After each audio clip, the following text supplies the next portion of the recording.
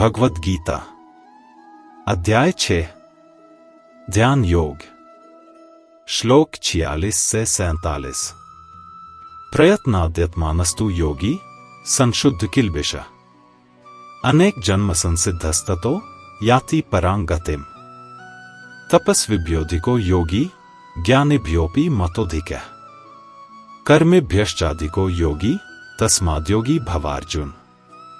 जो योगी लगातार प्रयत्न करता है वह धीरे धीरे अपने सभी पापों से शुद्ध हो जाता है।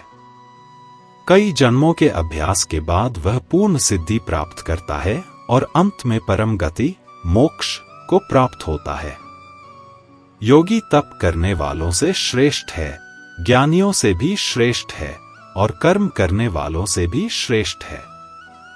इसलिए हे अर्जुन, तुम योगी बनो। यहाँ श्री कृष्ण समझाते हैं कि आध्यात्मिक मार्ग पर किया गया कोई भी प्रयास कभी व्यर्थ नहीं जाता।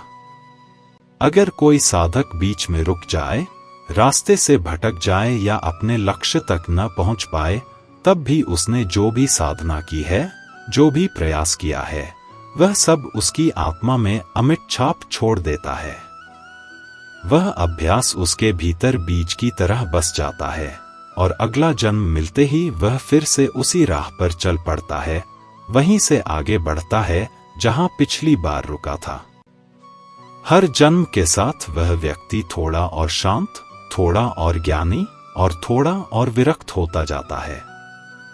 श्री कृष्ण कहते हैं, प्रयत्नाद्यत्मानस्तु, यानी जो व्यक्ति निरंतर प्रयास करता रहता है वही सच्चा साधक है, वही आगे बढ़ता है।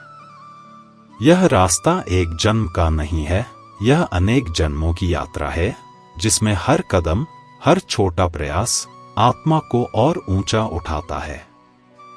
जैसे कोई विद्यार्थी कठिन विषय को सीखने की कोशिश कर रहा हो, भले ही एक बार असफल हो जाए, लेकिन जब वह दोबारा पढ़ता है तो उसे पहले से ज्यादा समझ आता है, क्योंकि उसकी नींव पहले से मजबूत है। वैसे ही योगी भी हर जन्म में अपनी पुरानी साधना पर आगे बढ़ता है और अंत में परम गति यानी मोक्ष को प्राप्त करता है। इसलिए श्री कृष्ण सिखाते हैं कि साधना में सबसे जरूरी है निरंतरता और विश्वास। परिणाम अपने आप आता है, बस प्रयास रुकना नहीं चाहिए, क्योंकि यही निरंतरता हमें दिव्यता तक ले जाती है। और अब श्री कृष्ण इस पूरे अध्याय का सार बताते हुए अर्जुन से कहते हैं, योगी बनो, लेकिन वे यहाँ योगी शब्द का गहरा अर्थ समझाते हैं।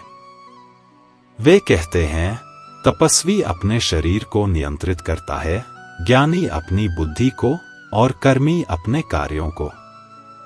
पर योगी वह है जो शरीर, मन और आत्मा तीनों को एक साथ साध लेता है और उन्हें ईश्वर से जोड़ देता है। इसलिए श्री कृष्ण कहते हैं, योगी तपस्वी से भी श्रेष्ठ है, ज्ञानी से भी श्रेष्ठ है और कर्मी से भी श्रेष्ठ है, क्योंकि योगी सबका सार है। आज के जीवन में भी यही सत्य है। योगी कोई ऐसा नहीं जो पहाड़ों या जंगलों में बैठा हो। सच्चा योगी वही है जो संसार में रहते हुए भी भीतर से शांत, स्थिर और जुड़ा रहता है। वह काम करता है पर तनाव में नहीं, सीखता है पर अहंकार से नहीं, देता है पर बदले की इच्छा से नहीं। वह जीवन को संतुलन, जागरूकता और प्रेम से जीता है।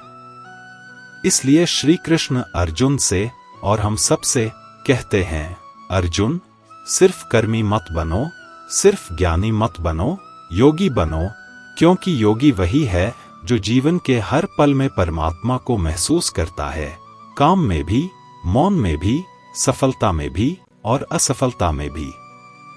यही जीवन का सच्चा योग है, जहां हर क्रिया ईश्वर की ओर एक कदम बन जाती है।